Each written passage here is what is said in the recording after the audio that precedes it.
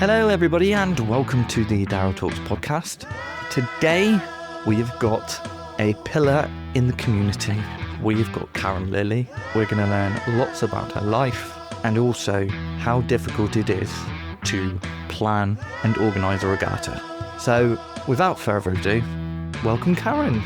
Oh, thank you very much, Daryl. I don't know how I possibly qualified for this interview or podcast, but I'm really glad I'm here and I'll just give it the best I've got. Yeah, I heard the rumours and I had to find out whether they were true.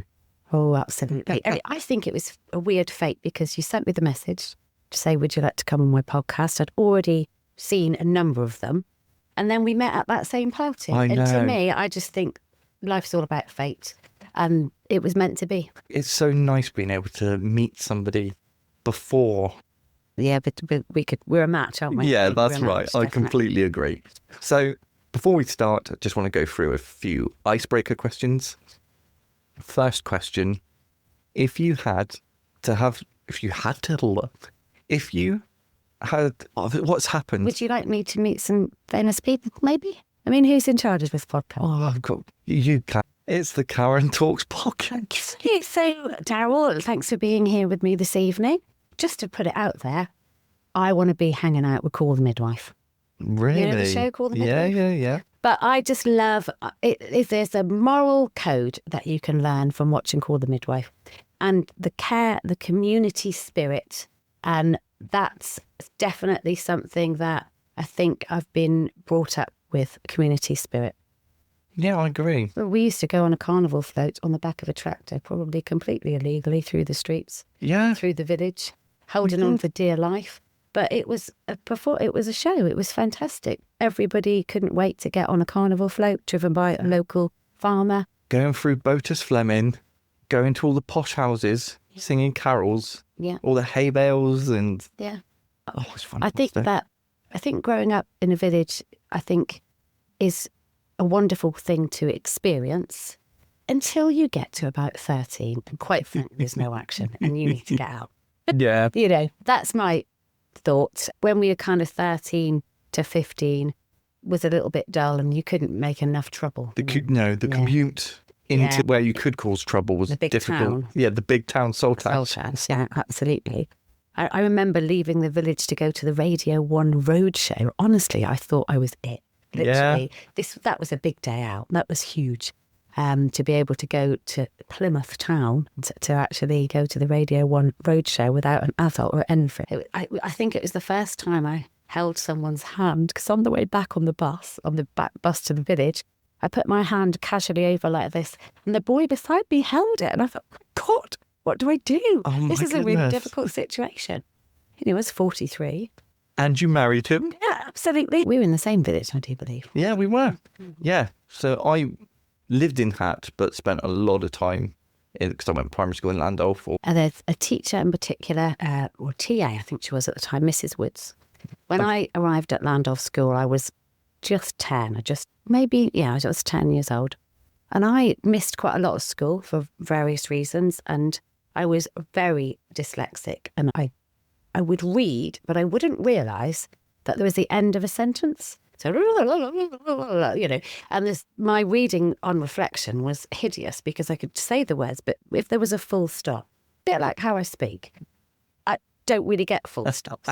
And Mrs. Woods met me, and I only had about 6 months there at the school before I had to go to big school, and I'd missed a little bit of time. And she saw me for the first time, and she said, I would like to invite you every lunchtime until you leave to come into the library with me, and I will sit with you, and I want you to leave here. And when you go to school, no one will know what you were like when you turned up, because by the time you leave, my girl, I will make sure you can read the right level of book appropriately, knowing where there's a sentence ends, knowing where there's a full stop. And she gave up all of our lunch breaks for 2 terms to get me to the point that I could go I could progress on a par with all my peers. And I'm eternally grateful to Mrs. Woods for I love yes. Gay Woods. Isn't she wonderful? She was a TA when I was there. And I ended up going to school with her granddaughter. Yes. Or granddaughters, Yes. should I say. But she used to go in Waitrose a lot when I worked there. I haven't seen her in ages. So, Mrs. Woods, we're both here, We big are fans. And later in life, my son Bradley is a lovely dancer, and he did Saltash's Got Talent, and Mrs. Woods was very much part of that, and that was a really sweet reunion because she kind of nurtured him like she nurtured me. So yeah, big that's shout so out. Sweet. She made a massive difference to my for me to go to big school without people thinking that I wasn't able to read properly, because nobody would have known that. Yeah, that's incredible. We were asking about your 3 celebrities. Oh yes, so Miranda Hart. Now that is a lady who is hilarious. I would really love to hang out with her.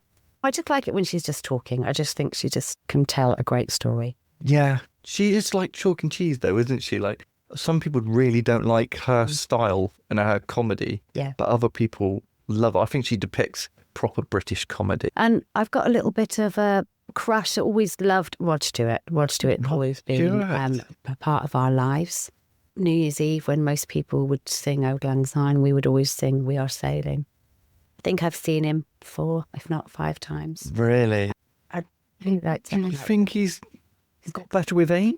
No, absolutely not. No, he's not got better with age at all.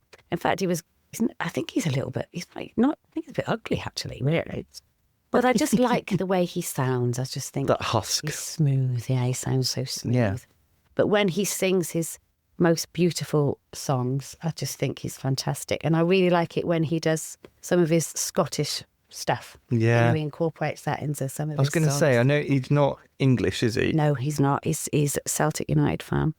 And he has a song, a particular one called Purple Heather. And it's like a folk song. It's absolutely beautiful. Brilliant. Second question, which you may have already answered, is what is your go-to karaoke song? I had a party on Saturday and my best friend Susie said to me, we're doing karaoke, put down what you're going to sing. I'm a little bit vocally challenged, a little bit hoarse at the best of times. Can't really sing, should be able to do Bonnie Tyler like a dream, but kind of run out of breath and things like that. So I was at home, and when I'm at home, I always put the music on. And whatever I'm doing, I like to have music, especially when I'm on my own. And Gary Barlow came on, million love songs. So I spent the next, half an hour in the kitchen saying to myself, I can sing this, I can do this. No way. Sent myself a little memo so that when I got to the party, Susie said, what's your song? So it would be a Gary Barlow song, definitely. But I actually ended up doing Today This Would Be the Greatest Day of Your Life, because I can do a male vocal much better than I can do a female vocal. Isn't that bizarre? And third and final question. What is your biggest ick? My biggest ick is a bit about toilets, I'm afraid. That's okay. You're going to use a toilet, be it in your house, a public loo, wherever it might be, the work toilet. I just say this one thing. Before you walk out the door and the seat goes down, look back. Just look back. You have to know what carnage you've left, if any at all. And it's just not appropriate to do so. There's a toilet brush for a reason. Don't leave the throne in a manner that you wouldn't want somebody to enter. Life would be a lot more pleasant if we just looked back. Look back, tidy your shit up. Absolutely sort your shit out. Yeah. So thank you so much for that. Really, really appreciate it. So let's get into it. Karen Lilly, who are you and what do you do? So my real world, I've got 58 staff. Mm-hmm. And I run 4 children's nurseries. We are called The Cabin, and I've got, these are my cabin crew. So I have been in this career for, 37 years. I worked for a big chain and ran 5 nurseries for somebody else. Mm-hmm. Then we broke up. I'll probably leave it like that. We broke up. Who broke up? Bit of a wounding time, but we broke up. Did you get much in the divorce? I had to keep my mouth shut for 5 years. That was very Really? difficult. Yeah, so that was a challenge. And I wasn't allowed to set up a business within a 10-mile radius, etc. So I went off to do a bit of childcare tutoring and assessing and, training others. I set up a random little thing called Rural Angels, where I I was actually a community responder when I was in the village. So we were absolutely equipped with defibrillators, pagers, a wonderful outfit. It's fantastic. Zipped up the front. It was that you had to get into to respond. No, this is true. I'm not even telling you fibs now. So because there's an 8-minute response time, if you have a cardiac arrest, if you live in a village like Car Green, an ambulance is not getting there within 8 minutes. So there's a paramedic who lived in our village, and he said that he thought that our village would benefit from having trained people that lived there, all the kit, so that if there was an emergency call, in particular, it was generally a cardiac arrest, you could get there within the response time. So I had all ends of training, and there was myself. There were perhaps 6 of us that got trained. Sarah Corriton was one of them from Pentilly Castle. Yeah. Because we were like the dream team. And you'd have like a rota. So it'd be your turn for the kit, and it'd be your turn for the kit. And you would genuinely go to a medical incidents. And to get the training, I had to go third manning. So I had to actually go out on the ambulance. No way. That was amazing. I loved that because I genuinely always actually wanted to be a nurse or a paramedic. But, there's another story for another day. The reason I'm not. But so I would have all this kit. And then as a result, so I went to quite a few people and had to do some good stuff, and not always successfully, unfortunately, because cardiac arrest it's all got to go right for it to be successful. And also in a village, predominantly, the average age is slightly higher. Yes, definitely. So the chances of that happening is higher. So, but there were some scenarios where it was a successful outcome. And then the person would come back from that awful incident to their home and maybe be living on their own. So I kind of started just popping in after to make sure they were okay. And then it kind of went on to getting the shopping. And then, you need to go to Specsavers, don't worry. So then I created a little thing around community care. Looking after just our nearest and dearest, really, or just people that knew me, trusted me. If they'd had a hip replaced, I'd maybe pop in and hoover for them. The things that they just couldn't do. And I was walking through Royal Parade one day, and one of the ladies from Plymouth City Council, because that's where I used to work in this other chain, she saw me and she said, "What is this I hear that you're no longer in nurseries? This is ridiculous. There's a place in Honicknall, Chaucer Way, that's going to close. How about you take it on?" And I said, "Oh, I don't know if I want to go back there." She said, "Well, there's another lady who you probably know. How about you take it on together?" So long story short, 17 years ago, the first cabin was born. We were supposed to be there for a year, and it became really successful. And unfortunately, my partner retired. There's an age difference between us. So it kind of left me holding the babies, literally. And I thought, sink or swim, I'm just going to go for it. So I've got a bit of a moral background. I've got this kind of high horse thing where your postcode should not dictate your future. So if you are someone that, and this comes from a little bit of, my own self, but if you're a child in an area where people will say, "Oh, they've got no future, they've got no outcomes," then I think they're the children that need the most support. I agree. So I went to Plymouth City Council and said, I'm aware that there's a need for childcare in Plymouth.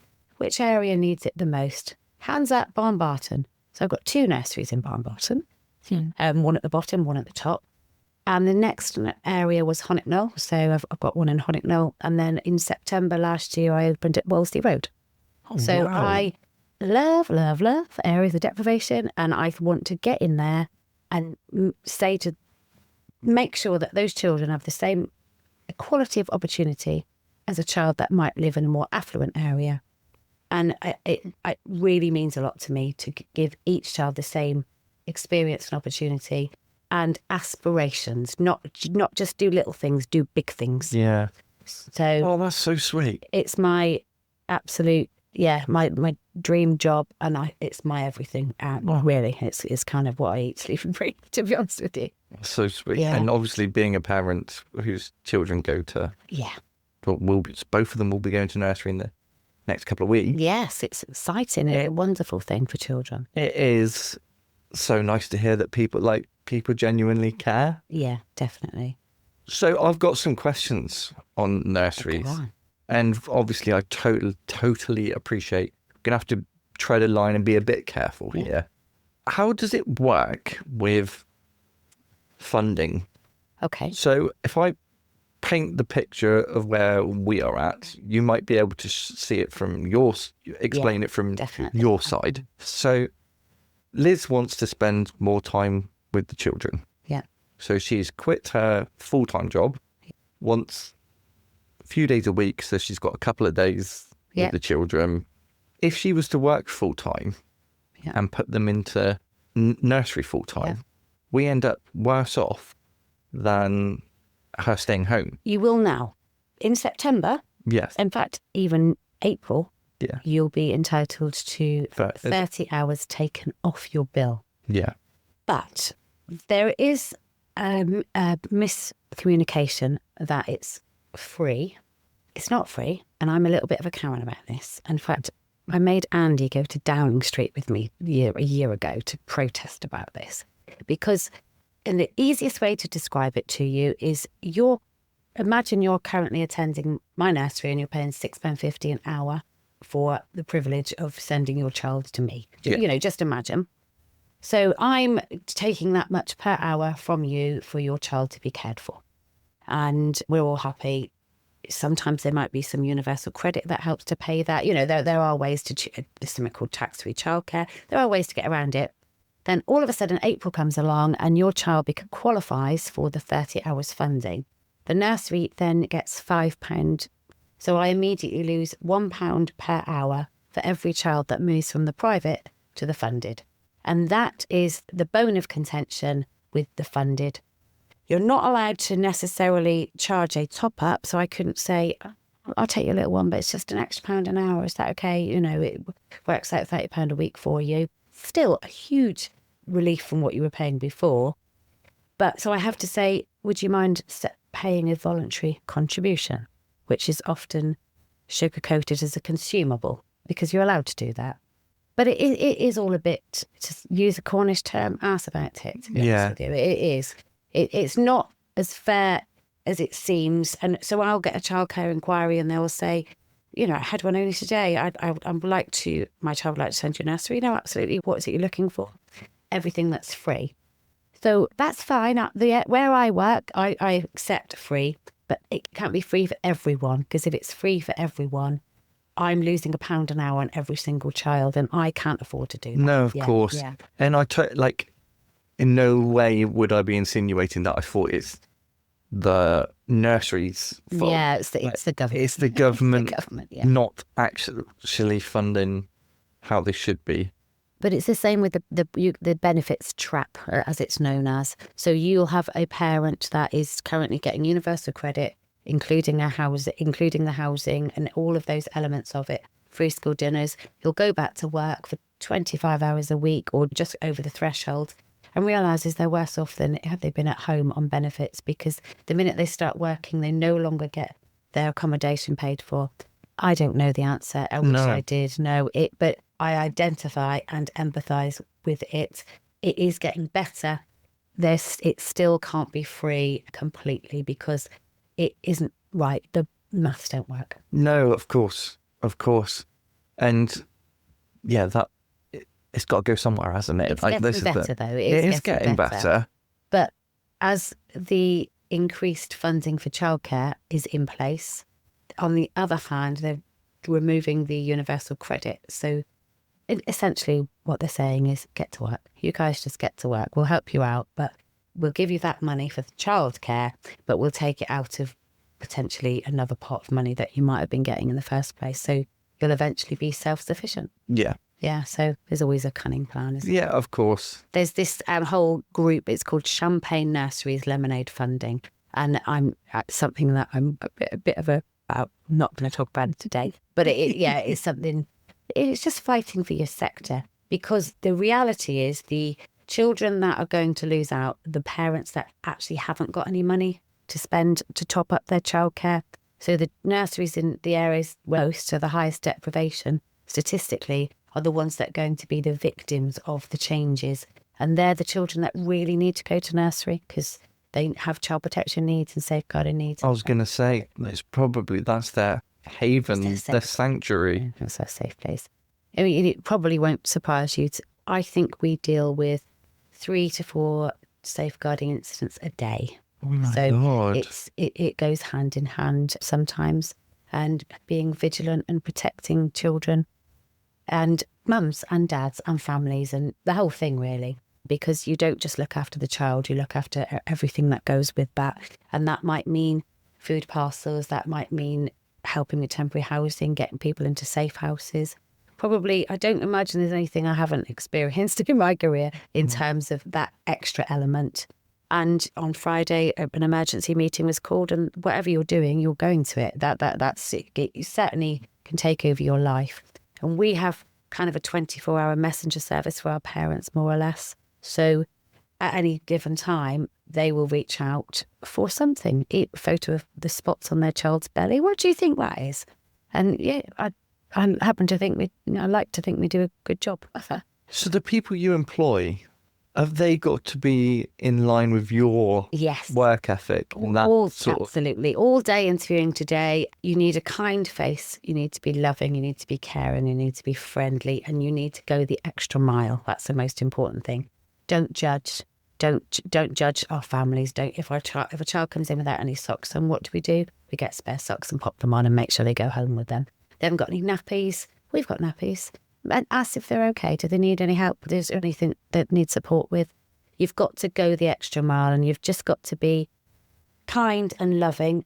You need to be qualified. You need to have your first aid training. You need all that, but you've actually got to be nice first. That's the biggest quality. Yeah, because you could be an academic, so you'll pass all the tests and all that sort of stuff. Absolutely. But if you're a cold-hearted cow, I do not want my daughter being around that. I want her to be buzzing. This is it. If you can't even spell very well, when you're chatting to a child, they don't know that you can't spell. It's irrelevant to them when you say good morning. So even that, it's great. It must be hard work. How do you not take that home? You never don't take that home. So if there was a significant incident that happened, you actually watch your email and you watch your messenger and you see if they're active. If a parent's been in danger, you can't help yourself. You actually work all the time and it's not just the families that you're looking after, it's the team that have been at the front line, because I can't be in 4 nurseries at once, no way. So luckily, I've got fantastic managers, safeguarding leads, deputy managers, level 2s, level 3s, apprentices, admins, HR, finance. I've got a whole bunch of people that have all got their role. But if they've come up against a particularly difficult scenario in that day, then actually I'm worried about them as well as worried about it. And all you can do is be supportive and be available to the best of your ability. So for example, I would be very unlikely to go abroad when the nurseries are open. So I take my holiday at Christmas because I know that every nursery is closed. And I don't really like to be away from it. It's not a term time nursery?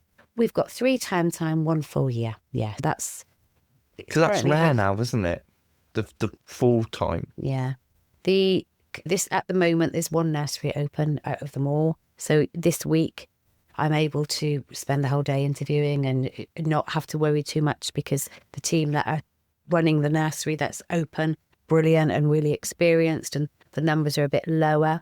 But I get really bad anxiety if I'm not contactable on a normal nursery day. And the only time I will normally say, oh, don't forget, I'll not be around till 11. I mean, they're perfectly capable, but it's your reputation and it's what you've made. And you've got to make sure that everybody's okay because it's a tough job.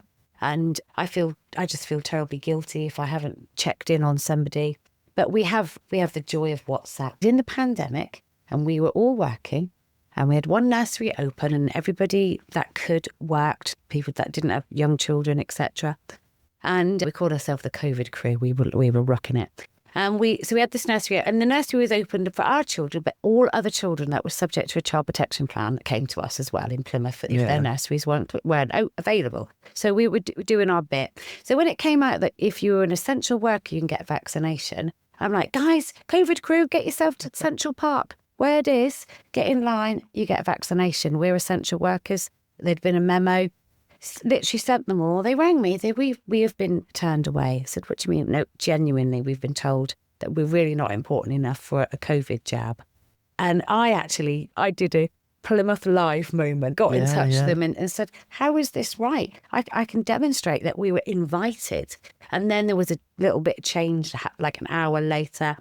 And I read, my niece who lives in Bromley screenshotted like Plymouth Herald to me. And she said, I can't bear it. And it kept saying, oh, yes, right, Karen here. What a Karen. And I said to my niece, what's a Karen? Oh, because they've got an affectionate nickname for me, but you're not a Karen. You also do a lot within the Saltash community, is that right? Yes. As they say, if you want something done, ask a busy person, because they'll just about fit it in. Yeah.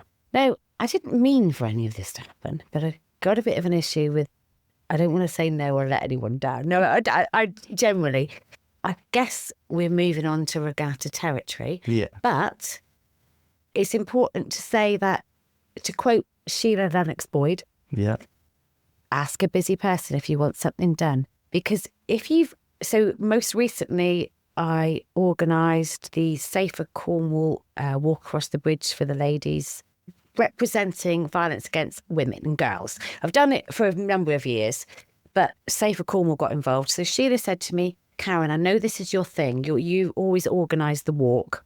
I don't suppose Safer Cornwall want to do something. So I figured if I link them up with you, blah, blah, blah. I said, no problem, Sheila. I mean, it probably took me about 3 or 4 hours to get it all together. It's just a few emails and that kind of thing. But what I do is I just kind of have little segments of my life. So I have like Regmin Day, regatta admin, and that's all I'm doing. And I normally do that on a Friday when I'm not in a nursery, because we try and do a 4-day week in our workplace, because it's good for people's well-being. And so the rules are I qualify as well. So I try not to go into a nursery on a Friday, but it means I can actually sneakily do all my little jobs that I would do, that my voluntary roles. I can just try and get a bit of that done when I'm not necessarily, I'm on the end of the phone, but no one's expecting me to turn up anywhere. So I moved into Lockyer Terrace about 16 years ago, and I had lovely neighbours, Joe and Claire Allison, and they were telling me all about how lovely Saltash was. I knew anyway, I was buzzed to be there. And they said, no, we do get involved in the Saltash Regatta. I didn't really know about it before then, if I'm honest with you, because when you're in Car Green, you get involved in Car Green things. Yeah. And you generally only leave the village for essentials, as long as the pub's open, obviously. If that's closed, then you just leave the village a lot more. She said, I don't suppose you'd help sell some raffle tickets. And that is actually how it all began. I went down and I stood at the stall, the regatta information tent, sold some raffle tickets. Then on the Saturday, I said, I'll come down tomorrow. I'll do it next year. I'll dress as a pirate. Will you help with the children's parade? Yeah, I'll help with the children's parade. And I don't know how it even happened, but the next thing I'm like chair. And I even think that might have been as many as 10 years ago that I was chair, but I can't really remember, if I'm honest with you. But it has been a lifetime, well before the pandemic. I mean, I've tried to quit, but I just can't. We have the annual general meeting and you say, right, anybody want to be chairman? Anyone? No one fancy running this show? No, but I'd like to vote you in, Karen. Oh, do you know what? I'd second that. And I'm like, here we go again. And then last year I was definitely quitting because we'd had a couple of unpleasant situations. I like to call them Toiletgate and Bouldergate. So straight after COVID, events, everything was cancelled. Yeah. Then when everything came back, it came back hard. It absolutely did. I could not rent a toilet this side of the deep Bristol, honestly. We would normally, at Brandon to Ohio, wherever it might be, can we have 20 toilets, please? It's just one phone call. I'm really sorry. We don't have any. Honestly, the pressure was unbelievable. I distinctly remember being at Notter Bridge. I had to go on an all-day training session to learn how to put traffic cones out. Got a certificate. the whole shebang. I might even have a little ID badge. Karen Lilly is licensed. I can wear high vis, and actually, I'm qualified. You're qualified to wear high vis? Absolutely. So we're at this all-day training event and got in touch with Radio Cornwall. Don't really know how it happened. And then before I know it, I had an interview and someone had to cover me so I could go out and actually have an interview with Radio Cornwall saying, this is an appeal. Regatta needs toilets. And it got so bad that Andy came upstairs one day and I was sat at the side of my double bed with my head in my hands and I'm actually crying my eyes out. And I'm saying, I just can't get any toilets, love. What am I going to do? And I drove to Churchtown Farm where they were building houses. I spoke to Ben Boyd. I said, you must have a toilet at your place. Yes, I'll bring that one. I'm scrounging Portaloos. And I go up to Churchtown Farm and there's a whole load of builders there. You know, somebody must have given me this idea. I can't think who it was. Well, why don't you go to all the building sites? The Tamar Bridge, the other side, loads and loads of toilets. Just go around and say, any chance I can borrow your toilet? So I went up to Churchtown Farm with a tenner and a Pauline pasty. And I said, can I speak to the site manager? Yeah. Right. Here's a pasty, here's a tenner. Can I borrow your toilet on Saturday and Sunday and I'll bring it back on Monday? You'll be finished on Friday. I'll even clean it. And it was absolutely desperate. And it broke me. It nearly broke me to the point of horrifying. I cannot do. And then the second incident was when I used to lovingly put sand on Ashtor Slip to make a beach for the children every year. And when I took over Regatta, Claire Allison and another lady, Steph and Brian, they all said, right, this is what you got to do. This is like a little to-do list. Get the sand. Okay, where do I get it? You get it from there. How much is it? Oh, it's loads of money. So we've just got to pay for it. Get it. So used a few contacts, got a sponsor for the sand, Waterways, John Lawler, lovely guy. He sponsored the sand. CBL put it down. We dressed as dinosaurs. It was the highlight of a Friday afternoon before the summer holidays, putting down the sand. And then 4 or 5 years later, somebody from Cornwall Council moved into a new role and just told us about a harrowing situation that had happened many years ago where a child actually died, and it was to do with sharing a slip with boats and recreation, and consequently put boulders at the top of Ashtor Slip. And that was actually the story, but it hit the paper as, well, they never had any permission. And it was a horrible moment of, again, I was like broken going, I'm just trying to do a nice thing. I don't even get paid. This has taken all my energy.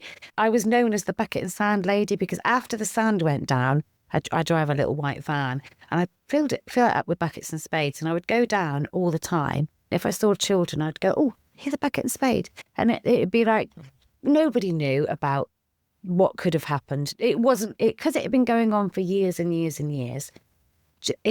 Nobody knew until this new gent came in and said, I happened to be around when this happened in Falmouth or Newquay. And as a result, we won't let that happen again. And so we said, well, why don't we just stop the boats then so we can maybe have 6 weeks of sand? Yeah. It's still, people still aren't over it because a lot of people that used Saltash and enjoyed the beach, because we had 25 tonnes of Padso sand. It was beautiful. It was lovely. Only for 5 weeks, but that's all you needed in August. People that maybe couldn't get to the beach could walk down and have the buckets and spades and the children, and we had sandcastle competitions.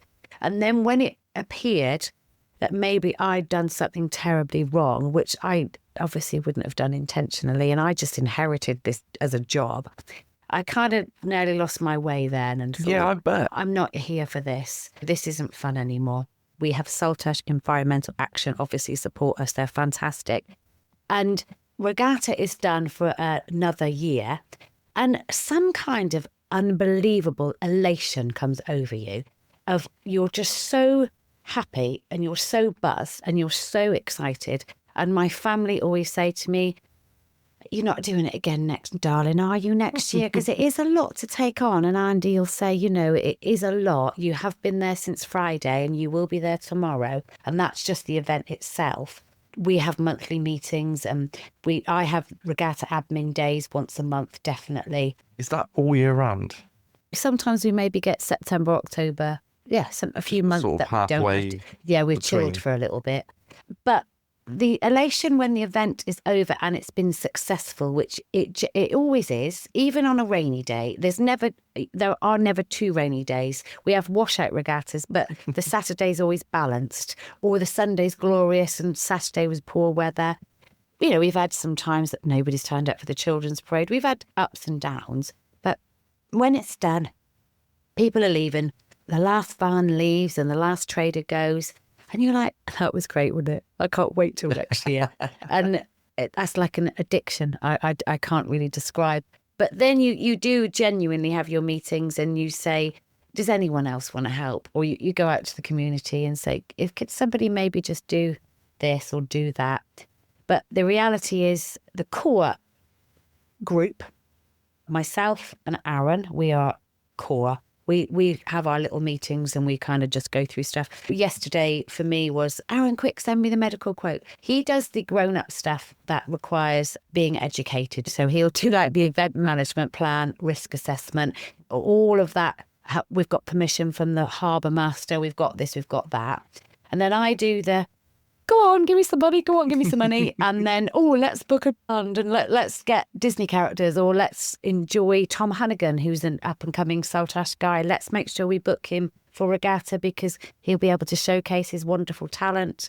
So doing those little things makes it wonderful. Getting the money is all-consuming, and the anxiety of, are we going to be financially sustainable this year? How do you go about it? So, you do podcasts. No, and it's either. This is the first time ever. We've been really lucky. We've got some faithfuls. We absolutely have. The last few years, we've been really spoilt by Southwest surfacing specialists. Wayne Hamley's really supportive of the regatta, and the last few years, he's sponsored our main stage, which is a good chunk of money. We've just got loyal people. Carlton Plastics, always loyal. So you approach a lot of people for little pots of money. Yeah. And then if you're really, really lucky, you get somebody that offers a big pot of money. You apply for your Saltash Town Council Festival Fund always. They always support as long as you get your ducks in a row. They're not just going to turn you out money. You've got to work for it. You've got to prove that you are a safe operation and that local money is going to something that nobody's profiting, no one's getting paid. You've got to do your grafting. Every year you think of something different. So this year I've already prepared the letter, and it's just going to be saying to all our local businesses, do you want to sponsor? We've got something new this year. We are going to have Disney characters over 2 days. Would you like to sponsor that particular element, just that bit? Because there are certain bits of regatta some people really like and that it really suits them. The Sue Hooper Foundation, for example, she loves sponsoring the town band. And then last year, Rowan House came in, who were new sponsors. They sponsored volunteers to have their food, basically, which were volunteer packs. So, yeah. We did a GoFundMe once. That was okay, but the community were great. The match funders that promised to match fund bigger entities, unfortunately they didn't come through.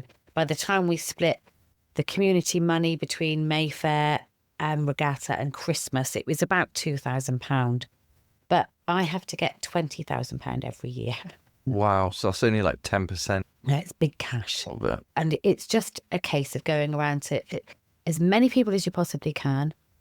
Some people, like bless Adam and Nikki in the Glow Bead shop, they'll say, I'll give you £100 towards the paint for the paint party. Brilliant. Thank you. That'll do. If everybody, every little business just did a little tiny bit, because you want to keep it free. Things happen, challenges happen. So we used to have all of the cadets being able to be on roadblocks and things like that. Mm-hmm. But ironically, in the big wild world, terrorist attacks and military personnel become quite a high target. So the military may well say, depending on what's going on in the world at the time, we're not going to let you have any, we can't give you any cadets on roadblocks because they're targets. They're like the 15-year-old cadets, they're targets. Serious the world's got now, isn't it? They used to love helping us, but they can't put them on a roadblock in case they become a target. And also, people are aggressive, unfortunately. They are kind of, well, I live here. I want to drive here. And you've got, there's alcohol later on in the day That's another available. factor. Yeah. So ideally, I said to Aaron when we met this week, we have been working together in this capacity now for absolutely years. And whenever it comes to the AGM and voting in roles, I'm always quite clear. I say that I will be chair only if Aaron is with me as diverse events, because he knows he does this. This is his job. It's not my job. I want the job, as you well know, and it's completely different. So, but I can probably, I don't know, chat to people and happily say, oh, children for the parade and welcome, and do all the chatting, whereas Aaron that's not his favourite bit to do. But then he's got his awesome list, and he'll be the grown-up. He knows exactly what's got to be done and exactly when you've got to send out letters to residents informing them of roadblocks and all of the legalities. He's brilliant at, and books all the stalls, which indeed give us income, which are another reason why he's worth his weight in gold, because I haven't got time for that. There's simply no way I could do that as well. It's enough to get it all together. So Aaron goes out to traders and sells pitches, and those pitches pay a quarter, I suppose, of the cost for the regatta. But you still do need to go out to the community. Saltash Town Council, as long as you get, really supportive. Sometimes Cornwall have got a little pot of money. Sometimes somebody else has got a little pot of money. You just got to try and find as many it. people as you possibly can. And where do you get the volunteers? Because I assume there's going to be volunteers knocking about as well. I wrote my sister in because she's my sister, so that's one. We have representation on the committee from Saltash Town Council because they've done it historically. So Richard Bickford is always a great supporter of the regatta, and he makes trains stop and things like that. You know, he's got his remit that he does. He's a good supporter, and he will be the one that will say, right, don't forget Town Council money, bids due, and help you to do the bit that you need to do to get through that bit, if you know what I really mean. Good, yeah. So that's really very helpful. You need people like that, though, don't you? Hilary is a Cornwall councillor, and Hilary Frank, she's always been a regatta supporter. She tends to run Christmas and Mayfair.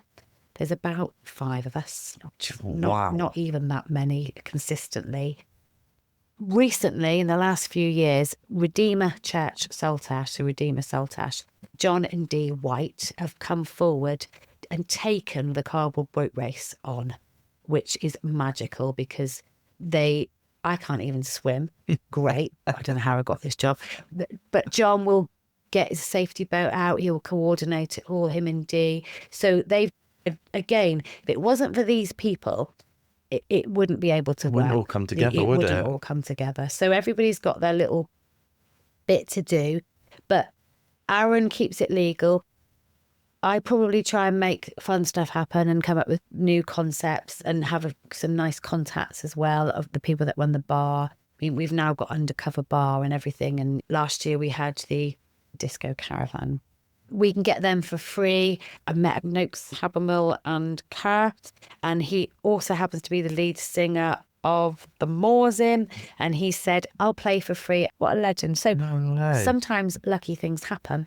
So you make your own luck, don't you? Yeah, you make your own luck with a good bit of networking. Yeah. Often you're looking for goodwill, people that will sing for free, because with 2 stages over 2 days, your entertainment budget could be as much as £6,000-7,000. So you can half that by being a bit creative and still make people happy. That's important to do. I mean, our dream this year would be to try and get security all day, every day for Saturday and Sunday on the roadblocks. I was going to ask about security and policing. Yes, we have to. As it is, we pay for security overnight. So the people that come down on Friday and start setting up their stalls. So Friday night we have security so that all their equipment is safe. Saturday night we have security. Saturday when the drinking starts. Sunday when the drinking starts. That's definitely when you need security. And medical. We actually have like a medical tent at the back and paramedics on site. So that is that infrastructure that costs money. And it's dear Chris Tandy goes around with his traffic cones all hours of the day and night. It seems like you've got a little community within a community. Yeah, we have. It's a buzz at the end, but getting to that bit. And sometimes right now, I've got a clear outline of who I want performing when and what would be good for the community and listen to feedback. And this year we've secured Barrett's Privateers, which is a sea shanty group. No way. Now, every year for 5 or 6 years, we've never got the dates right because they're always at Oysterfest or they're doing the Sea Shanty Festival. It's never worked out. And I finally got him this year. So fingers crossed, because a lot of people that go to Regatta say, we could do with the sea shanty group, that would be perfect. And I'm thinking, I agree, but I'm not going to book another one. Not when we've got our own. Yeah. At the Rising Sun when they used to do their practicing. Wonderful. We've got them this year. So in my kind of begging letter, I will probably this time round go, and does anyone want to sponsor our very own homegrown sea shanty group, and just see if somebody pricks somebody inside and go, oh my God, I saw them at wherever. Yes, we're a company. Because the irony is, Daryl, if you are a company and you donate to a charitable cause, and we're actually now a CIC, it actually comes off your bottom line. You don't pay corporation tax on the money that you give to charity or to a charitable cause. So what stage are you at the moment? So at the moment, this week, I actually wanted to send out my Please May You Sponsor Regatta letter, actually in line with this podcast, because I wanted to do this because I listen to you and I enjoy it. Oh, there is that. Really sweet. I think people think there's about 30 of us all earning money and doing it because it's what we do. Your event organisers, if you... Really, there isn't. We have one event organiser who steers us. We must put in 160, 180 hours to get a regatta going. So, I guess I wanted to talk about this to say that it's all about hard work, effort, commitment and volunteering. And because you want something nice to happen in your town, because you come from a village where nice things always used to happen. Yeah, you want something nice to happen. And it's joyous and everybody gets together and you see people you haven't seen for ages and everybody enjoys a free event on their doorstep. When is it? 7th and 8th of June. That's the stage we're at, really. I will now be getting ready to ask our sponsors and hope that our old faithfuls come good. The reality is you've got a bit of money behind you to be able to pay for it. The main infrastructure being security, medical, road closures and insurance. And toilets. Yeah, they're the big deals. Yeah, so you don't think about that when you're down there. No, I know. I'm not walking around thinking, I wonder how much this costs. Of course. Do you know what I mean? I'm there to, in a selfish way, be entertained. Yeah. How does one get in touch? So we have a Facebook page. You have a Facebook page and a website. Yeah, so that's always the way. Last year we had to pay local people, actually, you might know as UK Tech, but they're now Media Bulldog. Yeah. They helped us with some of our media, because where we miss a trick is when you do get your sponsors in, what you really want to do is celebrate and say a huge thank you to them. I need to do that on the immediate because else it's rude. So Dave and Vera very kindly helped us with a little bit of that. That's really good. Pop sponsors on. There's the logo. Say a huge thank you. Make sure you say a huge thank you next week and on the day, because what the sponsor gets is hopefully as much promotion as we can do. So we agreed at committee we would pay for somebody to help to get that kind of bit done. This is a voluntary. Yeah, you can't sleep. Actually, no, I'm not very good at sleeping. I definitely have a very busy head. I'm quite annoying. My husband would definitely say I'm quite annoying and, unsettled. Yeah, because when do you chill out? Friday night in the railway, generally, yeah. Of all the questions, I felt like that was the most difficult one. Yeah, I don't know. I don't really. It's not really to a off button, to be honest with you. Bit hectic most of the time, I think, yeah. But if you look at my mum, she works all the time. Yeah. She never doesn't work. I think we just got this thread that runs through us of... There's definitely something in that. I totally agree, because my wife and her mother have just got this mindset of getting stuff done. Yeah. I'm completely opposite. You're chilled. I'm quite happy to leave stuff. No.